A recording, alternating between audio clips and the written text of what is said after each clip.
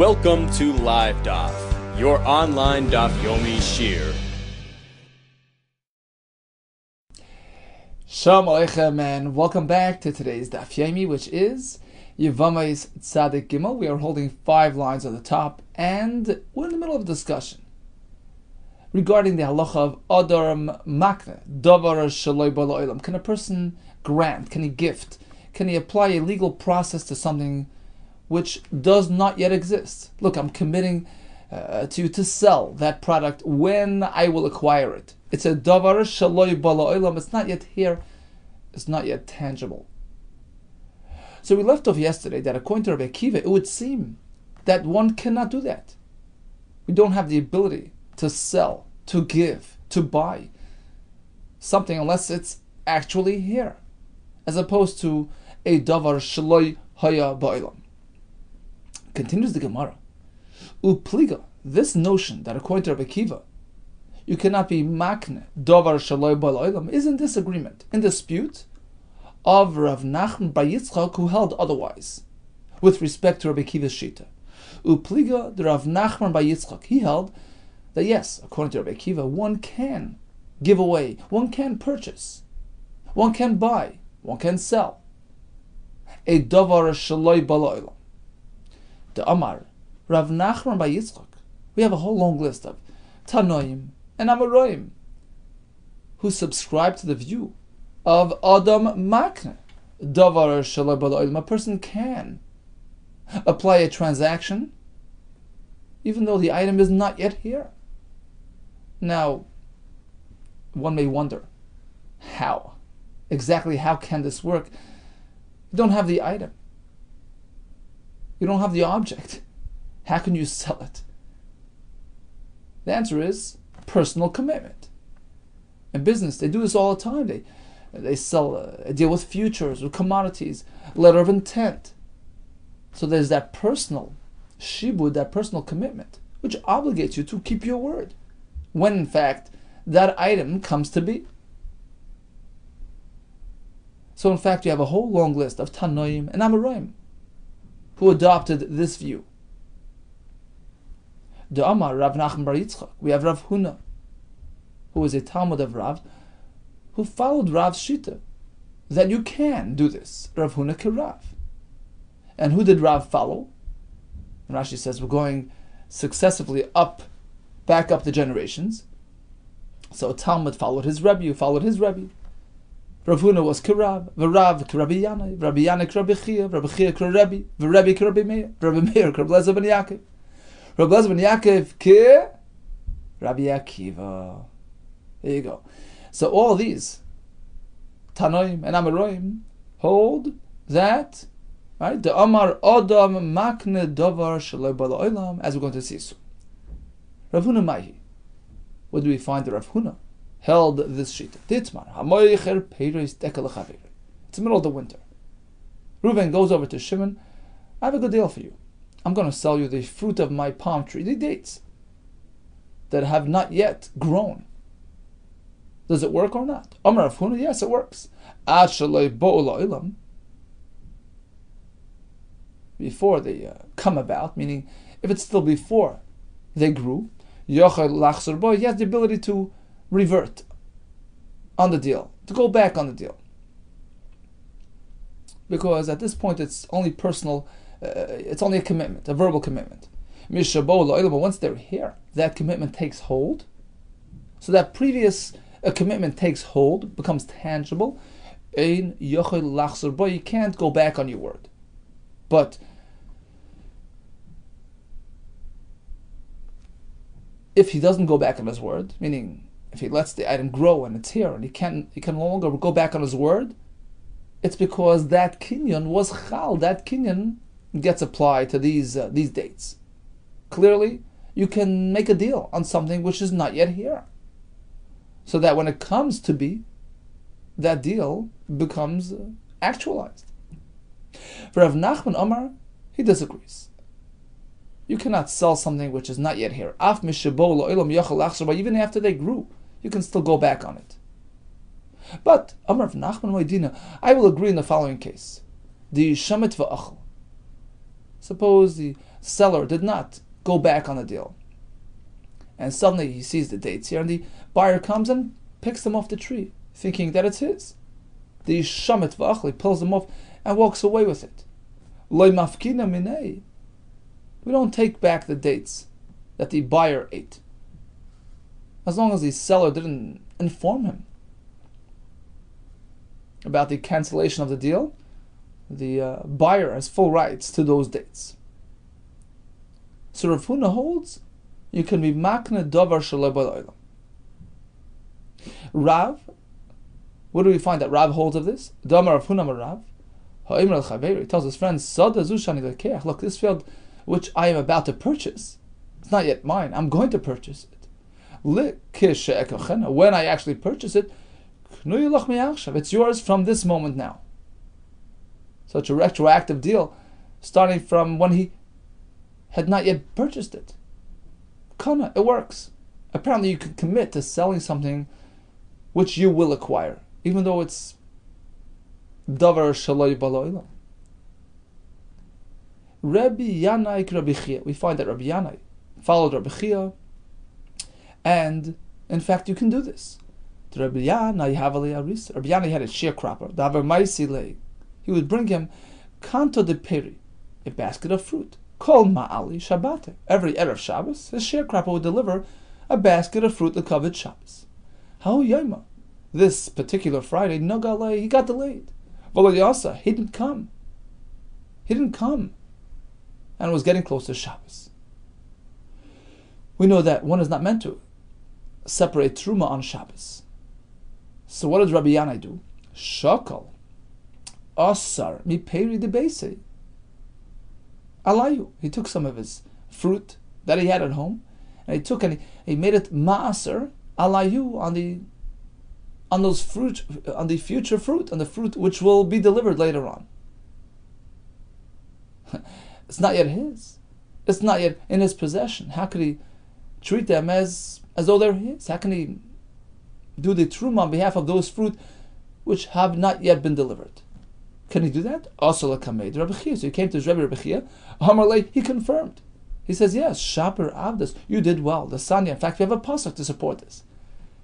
By Maser Sheni, it says, Laman til mad liyiras Hashem alekecha kol hayamim. The point of Maser Sheni is to generate Yiras Hashem. Taisus and Bava Basra explains that's one of the reasons why we go to the to Yerushalayim to consume our Maser Sheni. We go there, we're exposed to the Yirei Shemayim, to the Keihanim doing Avodah in the Beis HaMikdash, and that facilitates Yiras Shemayim within the person. The pasuk continues, Kol Hayamim, all the days. What is that meant to include? Says the Brisa, Elu Shabbosos v'Yom Tov. Be careful that the mitzvah of taking off the maser should not interfere with Oineg Shabbos. Be sure to enjoy your Shabbos and Yom Tov. Ensure an ample supply of fruit for Shabbos and Yom Tov consumption. So the tevel concern should not interfere with Shabbos. What is the pasuk coming to allow us? What is the pasuk coming to enable us to do? Lamai hilchasa. Ilem ela asuri umeichel. The pasuk telling you, look, it's Shabbos, it's Yom Tov. Don't worry about the fact that it's still tevel. Make sure, even on Shabbos for Yom Tov, separate the truma, the maser, and have it for Einik Shabbos. Is that the pasuk coming to tell us? Isra kra lemishri tilted rabbanon. Does the pasuk have to come and tell you that you can separate maser, which is at most only an Isra Rabbanon, as the Gemara in BAYT says, you're not meant to separate Maser with Rabbanon because it looks like you're fixing it. It's not Isra, right? So why would the Torah address an Isra Rabbanon? Ella, rather. The pasuk says that you meant to ensure your fulfillment of Einik Shabbos, even when there is a tevel concern. El lav ki gavna. It is coming to address this type of situation. As Rashi says on the top line, El lav kai gavna, the mutar la'aser al mashaloi bala olam, v'asad lavoi, l'tzarech Einik Shabbos. The Torah is allowing you to separate maser, even on something which is not yet here. such as this basket of fruit, which has not yet arrived. Why? L'tzorech oineg Shabbos. So clearly,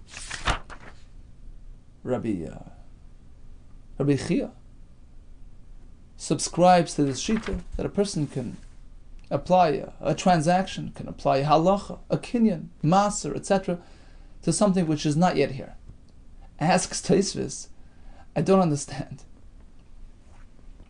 The Torah is telling you you can do it on Erev Shabbos, even though it's not yet here, because it's Einik Shabbos. That's so important. Well, Mid'Oraisa, there's nothing wrong with separating Maser on Shabbos itself, as we just explained. Why would the Torah even address this type of concern? If it's not really a concern in our Torah, just wait until Shabbos and do it then. So Tosfos says that actually the pasuk is allowing you to take off Maser Shaloi Min HaMukaf. That's the point. Min HaMukaf means in some close proximity. Typically you separate the Maser from the actual basket itself.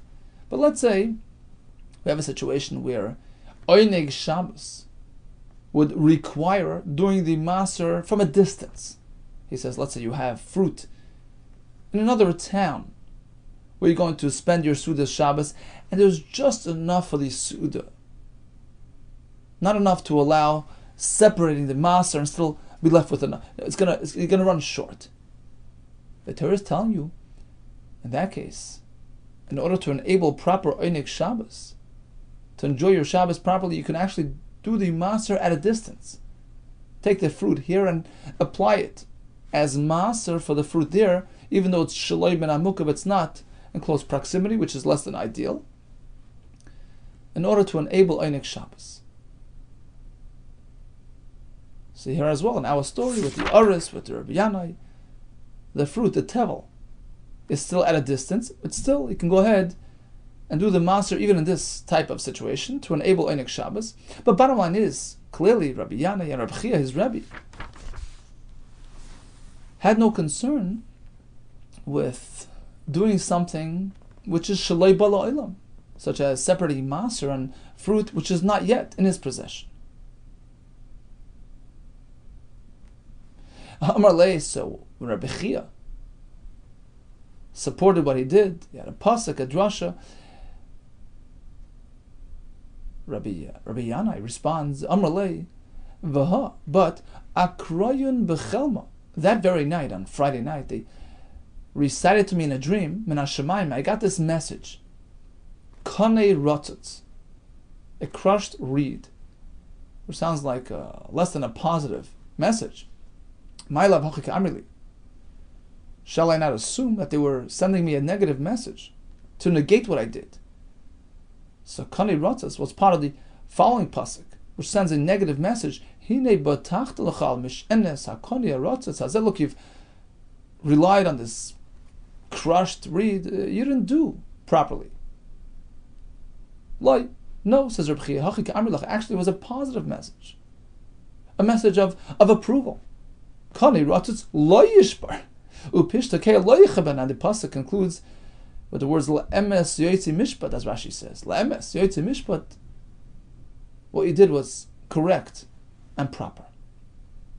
Rabbi as well holds that you can be makna dovar shaloi b'lo'olam. This anya leisaskir eved el adoinav. The pasuk says, don't return a slave to his master. What are we speaking about? Rabbi Omer, b'loikeach eved almanas l'shachroroi hakosar medaber. The pasuk is addressing a case where a fellow, has pity on the slave that belongs to his friend, and he says, I'm going to purchase you on condition that I will release you. I'm buying you to release you.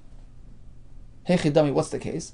Amrav Nachman by Yitzchak, the Kosavle, the purchaser tells the slave, he draws up a document and writes as follows: when I will purchase you, you will have acquired possession of yourself from this moment onward. So basically, he's committing to him before he can actually release him. In the current moment, he belongs to the other fellow. But I'm committing to release you as soon as I purchase you, and that release will be effective retroactively. I'm fulfilling my commitment that I've issued to you right now. Right now, I cannot yet release you. It's a davar shaloi bala olam.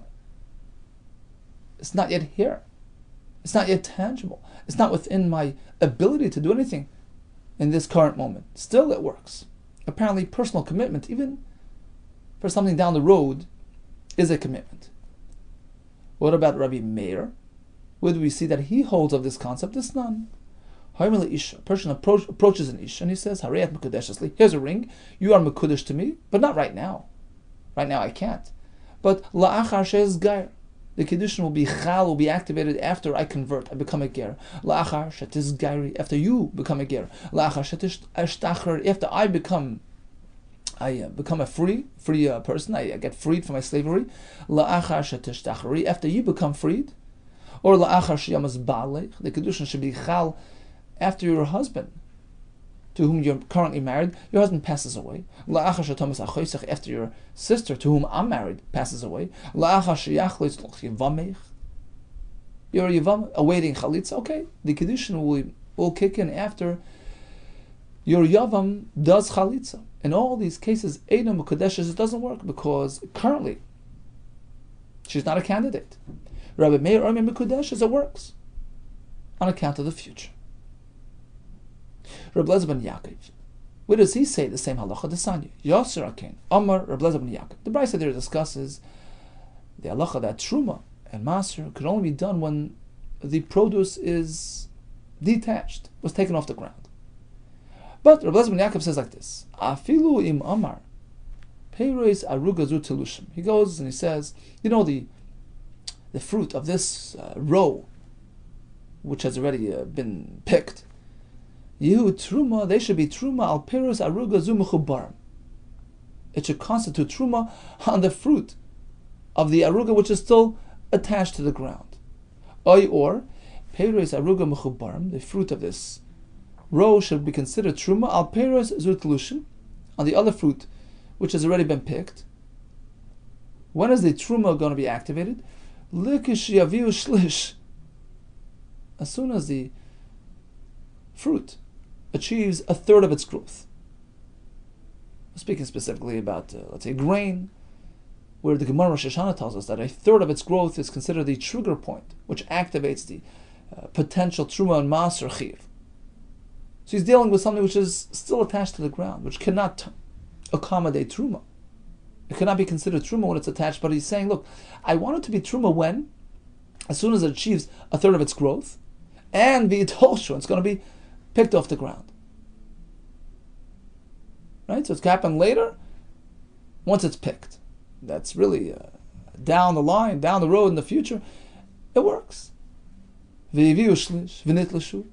it grew a third, and it was picked. Devarav kayam, his words take hold. Why? Davar shaloi bal olam works. Finally, we have Rabbi Akiva. This is not. So his angry wife makes a neder. Whatever I earn, whatever I produce, will be asur leficha. You can't consume it. Ein tzarich lahafer. He doesn't have to worry about it. He doesn't have to override her neder because she's committed. She's obligated to produce for him. Rabbi Akiva Omer yafer. No. Let us advise him to do afaras nadarim. You know why? Because she might do a bit extra, more than she needs to, and that is within her ability to make it asur on him. Shema tadif olav yosem and aroiloi. She might add more than required, and therefore he should do afaras nadarim. The question is, how can she take something which doesn't yet exist and make it asur? Adam makne davar shelo b'laylam. So we have a whole long list of Tanoim and Amoraim who in fact adopted this view that one can make Isser, Kinyan, Meiser, Kiddushin, even for something which is not yet here. Apparently that personal chiyuv, that personal commitment suffices to activate this process, which will be implemented and actualized when the possibility arrives. Okay, back to the sugya of our parak. A wife whose husband disappeared, and Eid Echad arrives with testimony. This fellow passed away. she goes and uses that testimony to remarry. Based on the notion that Isha Daiko Minsuba Chazal assumed that an Isha will be diligent in her investigation and her looking into the facts and confirm them as true before she goes and remarries. Coupled with the fact that this information can be easily verified. It's Milsa Davidi Legluy, as the Gemara will refer to it. It's something which is going to be known in the future. Why would anybody lie? Why would Eid Echad put his reputation on the line with something that can be verified down the line? Bo Minei Rav Sheshes. Talmidim asked Rav Sheshes as follows: Eid Echad b'Yevamos mau. What if the Eid comes and says, husband dies, you can go get Yibam from your Yavam. Mahu. What happens now? Do we believe him or not? What does this depend on? It depends on the reason why we believe that Eid Echad to begin with. Ta'ama de Eid Echad. Why did we believe one Eid? Mishum de Milsa David Legluye. Is it primarily because the facts that he is presenting to us, the fact that he is reporting is something which is Milsa David Legluye, it's something which will be verified down the line. We're going to eventually know what happened. At least there's a strong possibility that information will become public. And therefore, like Meshakir, a person would not lie, would not mislead us. Something that you could never figure out, fine, but something which is going to be on public record, why would he lie? Meshakir as well, in a Yivam context, the same rationale would apply. Why would he lie? Why would he lie? When he comes and says, Reuven dies, or perhaps, we need another element to be present as well. Why did we believe one Eid? Because the Isha will do good work, serious investigation before she remarries. That's in the typical circumstance.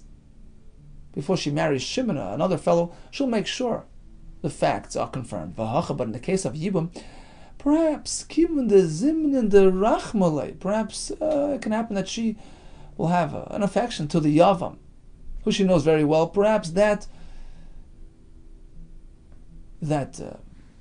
attraction to the Yavam might cloud her judgment. Loi daiko mitzvah, which will result in a less than perfect investigation. She will not be medayik as much as she would ordinarily do, because she's motivated by her desire to marry the Yavam. So maybe in this case we can't rely on the edus of the Eid Echad. Amul Rav Sheshes, he responded to Nisua with a mission that we learned a few days ago, where we see that even in this case the Eid Echad is believed. Amr lo meis b'neich, v'achach meis balich. They tell the Isha, look, your son passed away, and then your husband, in which case he died without children, and you need Yibam. V'nis Yabman, she went to the Yavam for Yibam. V'achach Amr lo, and then they came and they told her the other way around. Chilav hadvarim, actually the story happened in the reverse. First, husband died, and then, only then did son die, in which case there is no Yibam. Teitze, she must leave the Yavam, v'avlad Rishon, v'achar mamzer, the child born before this news arrived, after the news arrived is a mamzer. End quote. That's the mission. Hey Chidami, what exactly are we speaking about? What happened? It was 2 against 2. So a pair of 2 Edom arrived now and contradicted the account presented by the first pair of Edom. No, it's not like you're saying. He didn't die. And that's why she's in trouble. Why would that pose a concern for the Isha? My chazas, why would you suggest that we rely on the second pair more than the first pair? It's 2 against 2, it's a stalemate. My chazas, the Samcha Sahani, why do you prefer relying on the second pair and getting her into trouble? Smoichai Hani, rely on the first pair. It's 2 and 2. And if she's sure and the 8 is sure, right, so let her stay married.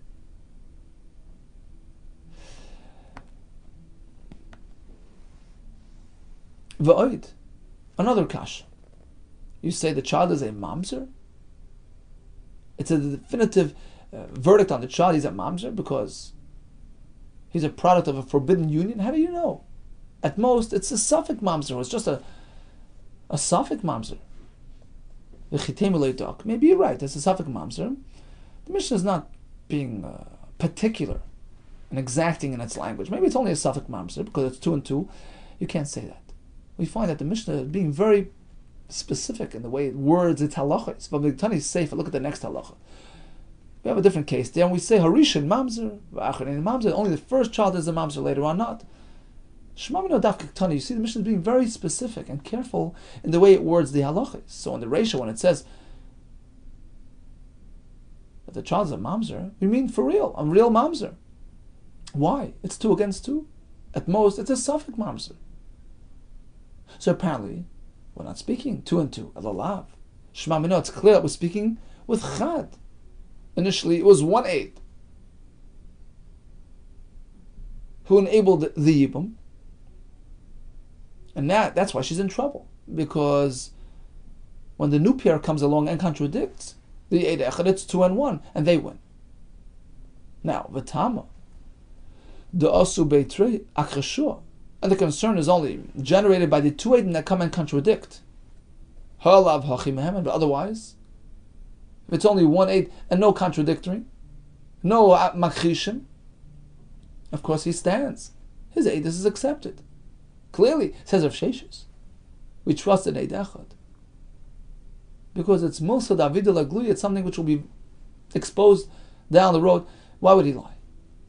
And even if it pertains to Mitzvah Sibum. There's another version of his response.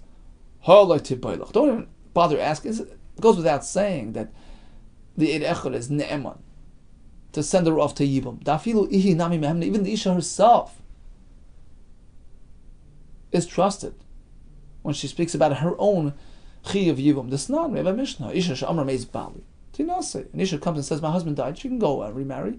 Meiz Bali Tis Yavim. Husband died and he left no children. She goes Li Yibum.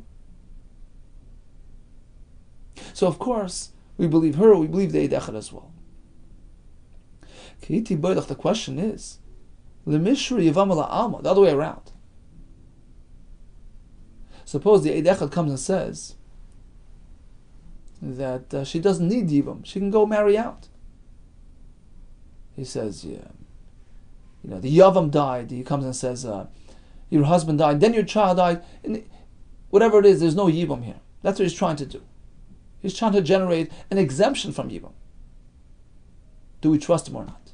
My time of Eid Echad. Let's analyze the reason why we believe in Echad to begin with. Is it because because something that can be exposed down the road is not something that a person would misrepresent?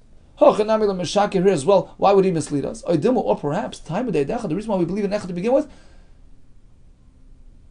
is because of a combination of factors. Number 1, there's an Edis, and number 2, Mishum De'ihi Daika Minsaba. She will be meticulous in her investigation before she remarries. But in this case, perhaps she won't really do diligent work.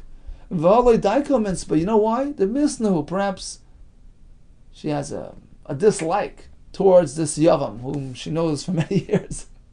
Oh, the good old brother-in-law. The Misnahu, the Savile. She doesn't want to get near him. So perhaps here she's motivated by that dislike. And she won't necessarily look into the facts. She'll just accept it as fact and be happy to disengage from the Yavam. And apparently, the Mepharshim point out, as Taisus points this out, apparently this notion of Misya de Sanile, this dislike towards the Yavam, is something more common than the svara we had earlier of the merachmale, her attraction to the Yavam. So this is a more more prevalent situation, a more common concern. So what's the halacha here? Do we trust him or not? Amul Rav Sheshes. So once again, Rav Sheshes brings right from that very same Mishnah where we see that even in this type of context we trust the Eid Echad. Tani Suah, the Mishnah, Amur lo meis balach. They come and tell her husband died and then son, so there's no Yibum, right? Because he died with his son. And she married a stranger. She thought she was pater from Yibum, and then it turns out it was mistaken. And then they come and tell her, actually the facts must be reversed. Son died and then husband, in which case at the point of his departure, he left behind no children, there is Yibum. Teitze, Vavad Mamzer. Teitze, Vavad Rishon, Bachar Mamzer. She has to leave the husband, and it's a Mamzer. Heichidami, what are we speaking about? So it's a similar back and forth to the sugi before. Same idea. Eile Matrei Trei is a 2 against 2. My Chazas. The Samchazahani. Why would you rely on the second pair more than the first pair? Smeichahani rely on the first pair. Why is she in trouble? It's 2 against 2. Void, in addition. Mamzer. We consider the child a Mamzer? Well, it's 2 and 2. It's a stalemate. Tie game. Suffix Mamzer. It's really only a suffix. Perhaps the mission is not being exacting in its words. It's really only a suffix. Can't say that. Hamid Gutani Sefer. The Sefer is very specific in the way it presents its halacha. Rishon Mamzer. In a Mamzer, in the other case, we have a difference between the first and the second. Shmamino the Dafka Ktani, it's clear from the Mishnah that the wording is being chosen with exactness. No, so why is the child a Mamzer if it's 2 against 2? Apparently it's not. It's not 2 against 2. Elalav Chad. Apparently the initial heter came about through one aid who allowed her to go marry out, to ignore the Yavam. And apparently he's believed because V'tama de Oso Beitrei Achashua. It's only because 2 Eidim came along and contradicted that. Halav Hachi Mem. Otherwise, Halav Hachi, if the first Eid would be just alone, Mehem, and he's going to be trusted. Even if he is generating and producing a heter to allow the Yevama to marry out and disengage from the Yavam. So clearly, even in this context, we believe the Eid Echad because ultimately it's a Milsa Davida Legluyi. Says the Gemara, no, not necessarily. Lo'ilam Trei. Maybe we're speaking about 2 against 2. Initially there were 2 Eidim, not 1. And then another pair came along and contradicted them. But why would you be concerned with the second pair? It's 2 and 2. As he said elsewhere, elsewhere Acha applies the concept of Eidei Hazama. Hachanami, here as well we can apply that context, that concept. Meaning, you're right, typically, when it's 2 against 2, it's a head-on collision. We don't necessarily believe one over the other. It's a stalemate. Why would you trust the second pair more than the first pair? But there's one exception to this rule. It's called Hazama. Says Rashi on top line. Be'edi Hazama. It wasn't just that the second pair contradicted the first pair. They undid the essence of their edus. You're not Edim. Says Rashi, Sha'achroinim hezimus rishonim. V'amru, by saying, Imanu ha'yisem. Look, how can you testify about this incident that took place in this location at this and this time? Guess what? We are now testifying that you're liars, that you were with us in a different location at that very same moment. That's called Edim Zoymimin. And in this case, the Torah believes them. The Rachmana heim ninu. T'chsev v'dar sho'ashayvtim heitev v'hine eid sheker. U'mokminala b'imano yisem sechas makis. There's a pasuk that the Gemara explains that we're speaking about this type of case. Imano yisem. They're not coming to contradict the facts. He killed him. No, he didn't kill him. He died. No, he didn't. No. They speak to the core essence of their edus. Look, you are presenting yourself as credible witnesses. You were there. You were present at that location, at that time, to observe this incident. Look, we're not going to discuss the facts with you as per the incident itself, but you yourselves were not even there. You're not even Adam. You're not even worthy of being considered witnesses with respect to that incident because you weren't even there. You were with us in a different location at that time. In this specific case, the Torah grants credibility to the second Adam, and they can overpower the first Adam. That's the case of the Mishnah. 2 Adam came and said, he died. Because we were there at that place, at that time. The next pair comes and says, Imanu ha'yisem, you were with us at that very same moment in a different location. In this case, the second pair prevail, and the child is a mamzer. So at this point, we have no raya. If one aid is going to be believed to be poiter and isha from Yibam. Bottom line is, we learned about the concept of davar shaloi b'la'olam. We have a whole long list of tanoim and amoraim who hold that you can commit to something which will come down the road. An eid echad. You can be naman to allow an Isha to remarry? What about to enable Yibum? Yes, you can. What about to be poited from Yibum? We'll see tomorrow, Be'ez Hashem. All the best to you and Hatzlach Rabbah.